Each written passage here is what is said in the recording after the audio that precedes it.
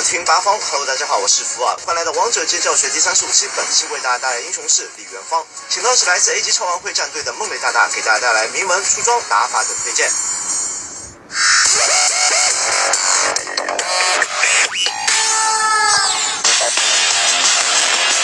李元芳的被动技能叫做密探地听，可爱的大耳朵可以周期地听周围的动向，获得并捕捉敌方英雄的踪迹，获得敌方视野2秒。该效果对同一单位6秒内只能生效1次，被动范围非常大，基本只要在画面角落的敌人都可以触发被动，在草丛内的敌人也可以出现预警，并且会暴露其位置。在李元芳面前不存在躲草丛一说。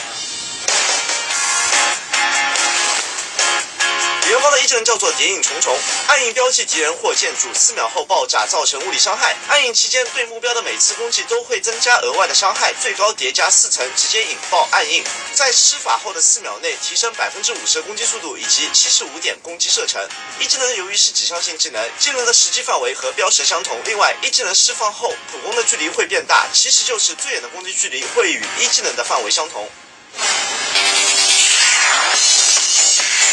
李元芳的2技能叫做刃盾，放出飞轮，然后施展鬼魅身法，在终点处接住飞轮。地盾阶段，英雄无法被选中，飞轮会对敌人造成减速和物理伤害，经过的地面会留下燃痕，持续对敌人造成伤害和减速，每 0.25秒造成1次物理伤害。2技能的位移距离和技能标识相同，距离较远，可以穿越红 buff 之类的较厚的墙体。2技能的伤害范围远大于技能标识的范围，实际的范围比标识的多出2个身位之多。比较直观的辨识方式就是根据特效燃痕的位置，燃痕触碰到的敌人就能被攻击到。但是有一点需要注意，观察燃痕可以明显的发现出发点并无特效，与敌人站在重叠位置之后，任何方向的2技能都不能造成持续的伤害，但会造成释放瞬间的1次伤害。李元芳的3技能叫做无间刃风，飞轮扔向指定位置后，旋转卷起利刃风暴，利刃撞击目标造成物理伤害，持续数秒，对范围内敌人造成持续的减速和刃风，每 0.5秒造成1次物理伤害，内圈会受到双倍的刃伤，刃伤也可叠加暗印层数。大招的范围和技能标识的相同，需要敌人双腿在圈内都能被攻击到，而内圈的范围根据技能的特效，飞轮的实体范围内就是内圈的范围，周围的风暴为外圈的范围。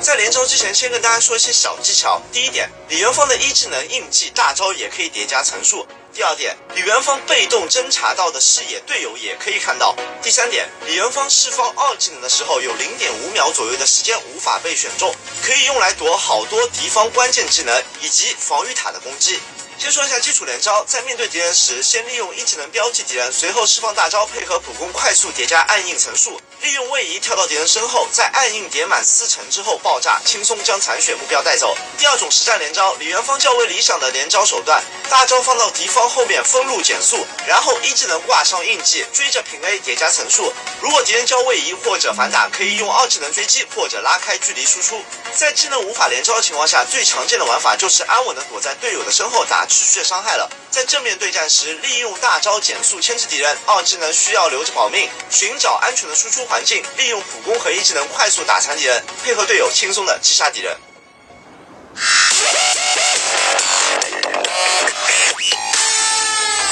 铭文方面，李元芳的定位是射手，技能伤害高，持续的减速和范围伤害会为其提供良好的输出环境。在铭文上自然以输出为主的，红色铭文选择异变，增加物理攻击和物理穿透；蓝色铭文选择狩猎，增加移动速度和攻击速度；绿色铭文选择鹰眼，增加物理攻击和物理穿透。这套铭文增加物理攻击、物理穿透、移动速度和攻击速度。物理攻击和穿透的加成可以让技能和普攻打出更高的伤害，移动速度的加成可以提高机动性，攻击速度的加成配合1技能释放后的攻速提升，更快叠满4层暗印，打出高额的伤害。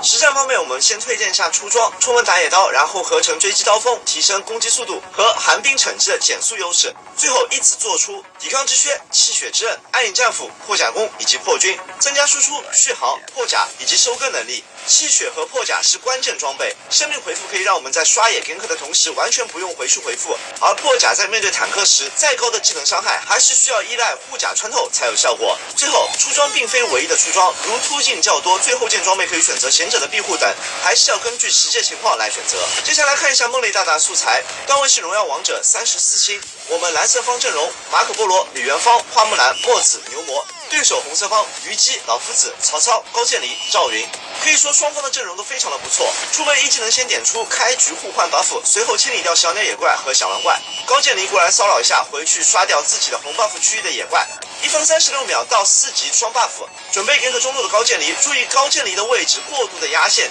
交闪现依然会在我们大招的范围内，所以直接2技能上去，套上1技能最远距离扔出大招，直接爆死。探测到赵云要来支援，假装要走，呼唤队友集合，身上红 buff 还在，套上1技能的同时释放寒冰惩击，再释放2技能用来打伤害的同时调整自己的位置，保证粘到死。前往暴君坑，虽然老夫子和虞姬在，完全无视其存在。花木兰足够牵制，没有惩击，直接1技能接大招，3000多血直接拉空，简直恐怖，收掉暴君。回去刷野，一路刷到下路，叠加狙击刀锋的层数，赵云此时正好想要gank下路，有牛魔有李元芳，直接跳上去套1技能大招，怎么打也是没得跑了。赵云再次送出人头，对面打野已崩，明显优势下跟着队友推下路塔，直逼2塔附近，对手来手就可以入侵蓝 buff 区，队伍往外拉扯寻找机会，可是大招未能收掉蓝 buff， 而牛魔的大招也交出，此时选择撤退才是最好的选择，回去收掉蓝和野怪，前往上路准备强杀强推，这波非常关键。进塔时没有2技能，并且被老夫子大招困住，1技能大招直接扔出，注意此时花木兰也是在塔内输出，所以毫不犹豫交出2技能。之前说过2技能有0.5秒的无敌，可以转移防御塔的攻击目标，搭配队友再一次击杀，为了躲避墨子交出闪现的虞姬，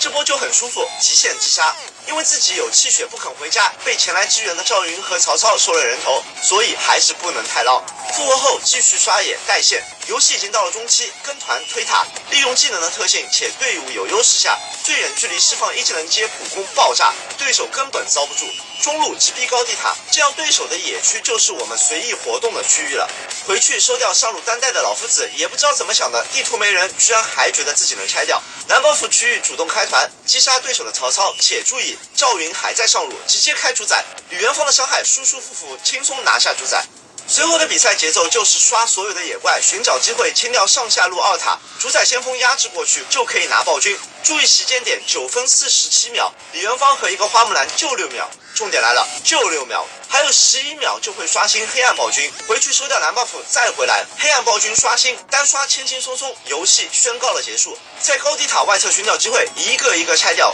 水晶前等待队友先手开团，先扔大招，再配合1技能和普攻，操作方面向后走 A， 永远保持自己在安全的位置打输出，等高渐离等关键大招交出，再突进追击，拆掉水晶，游戏结束。总结下，李元芳在输出方面能力不用多说，重点是节奏的把握、运营的把握。前期红 buff 在手，做出追击刀锋，完全不需任何位移英雄，蹲一个是一个。有闪现的中单位移能力不行，多位移的打野没有闪现也不够逃离我们的射程。野怪清理之后，利用1技能跟队友推塔，6分40秒的一波中路2塔，对于野区的控制权非常的关键，压缩对手的发育范围，8分钟拿主宰，利用主宰先锋在9分20秒提前的断上路的兵线，38秒拿掉上路的2塔，卡时间点刷掉暴君，11秒的时间收 buff，10分钟收黑暗暴君。这一套运营打得再漂亮不过，这就是精打细算的优势。杀人不是唯一的 carry 办法，团队的经济和 buff， 队友打起来更是舒服。总结下，李元芳在当前版本中依然是一个非常出色的射手，